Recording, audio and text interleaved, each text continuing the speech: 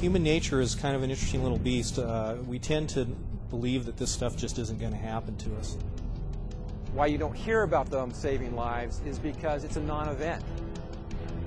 People who die, children who die, are someone's child.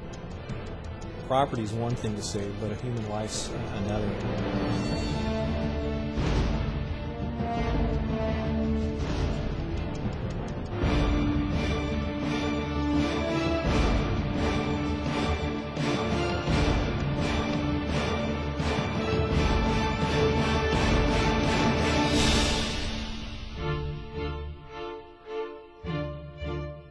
Orange County Fire Authority had a unique opportunity to show the effectiveness of residential sprinklers at a Tustin Air Station.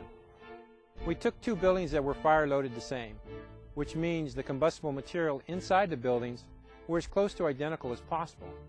The only difference between the two was one was equipped with fire sprinklers while the other was not.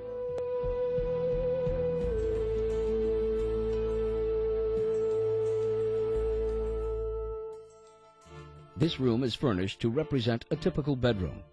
There are pictures on the wall, drapes covering the windows, a bed with pillows and blankets, as well as other items. The fire is started in a trash can. As the fire grows, it starts to make a run up the drapes. It takes just 60 seconds to activate the smoke alarm down the hall. As the temperature rises and the toxic smoke becomes dense, your chance of survival decreases by the second. The temperature in the room has risen so fast that your next breath would sear the lining of your lungs if the toxic smoke hasn't already taken your life. Listen closely. You can hear the hallway smoke alarm melting as the fire, radiant heat, and smoke spread throughout the rest of the structure. This time, smoke and flames attract neighbors' attention. Fire emergency.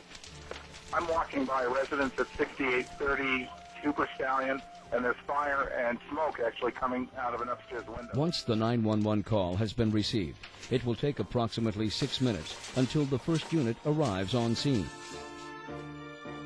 125 enter 222. We have a six-plex, two-story residence, well involved unit on the second floor. Start second alarm. Local Region 222, copy your request for a second alarm, six-plex well involved, battalion fire. It is now 13.5 minutes into the burn, and the entire room is engulfed in flames. As firefighters enter the structure, they must first extinguish fire that has spread throughout the building, and then make their way towards the point of origin.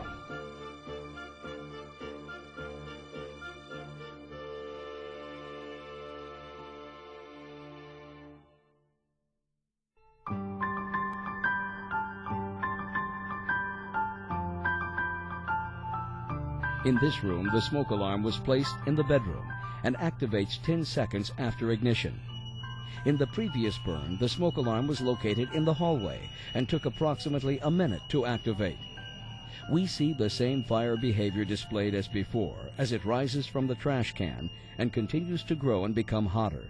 As it grows and consumes the combustibles on the wall, the fire begins to roll across the ceiling. The sprinkler then activates, cooling down the room, and within minutes puts out the fire. Keep in mind, in the previous burn, the fire department didn't even arrive until 6 minutes after the 911 call.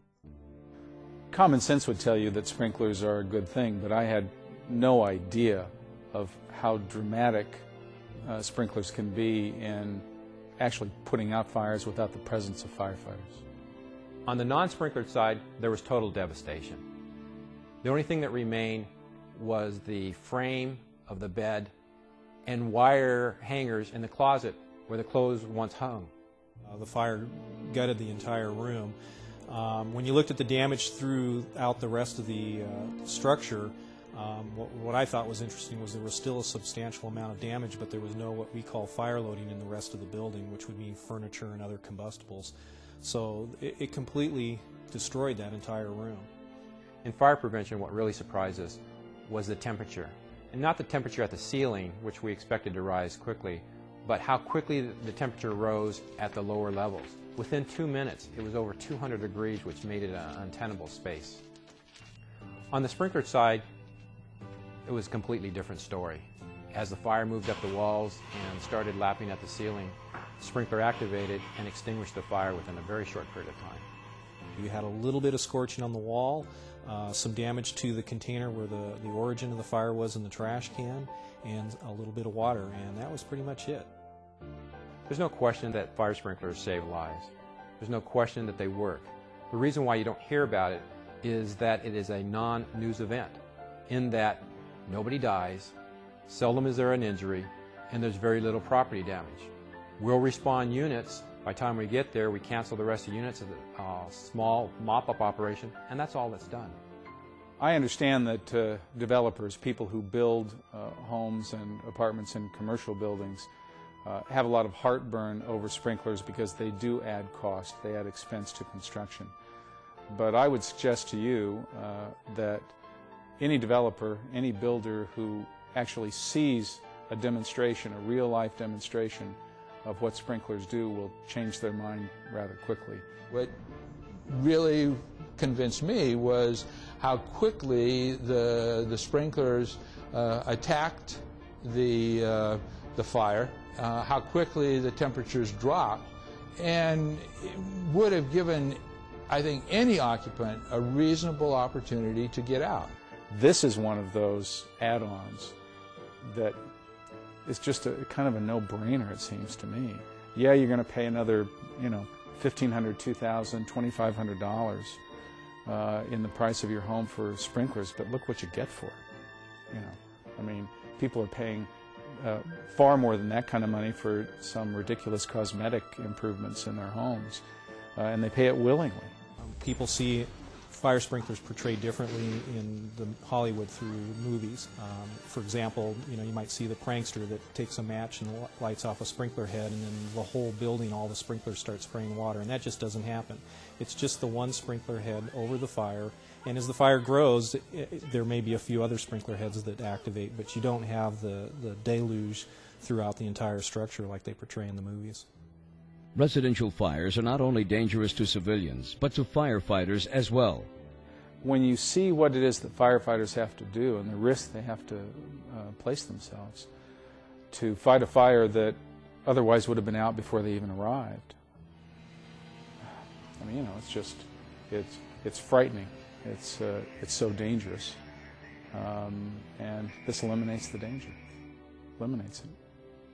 The advantage to having a residential sprinkler system installed is that's basically like having a full-time firefighter 24/7 on duty right there in every single room of your house, ready to activate at any given moment, and they will have that fire extinguished before the fire department even arrives. I think if city councils had an opportunity to see the demonstration that I saw, and if OCFA could present information on the actual cost, that I believe that the majority of councils would be convinced that their residents would be protected by residential fire sprinklers at a minimal cost. A month after this demonstration, Orange County experienced two similar residential fires, both starting in the kitchen. During the first fire, a young female teenager was taking an afternoon nap while the fire advanced through the house and took her life.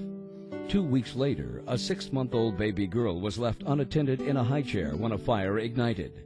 As the fire grew, fire sprinklers activated, sparing the child's life.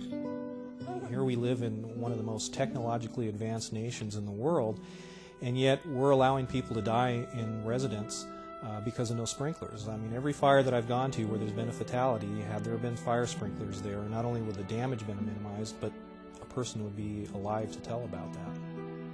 Any developer, any builder who actually sees a demonstration, a real-life demonstration of what sprinklers do will change their mind rather quickly.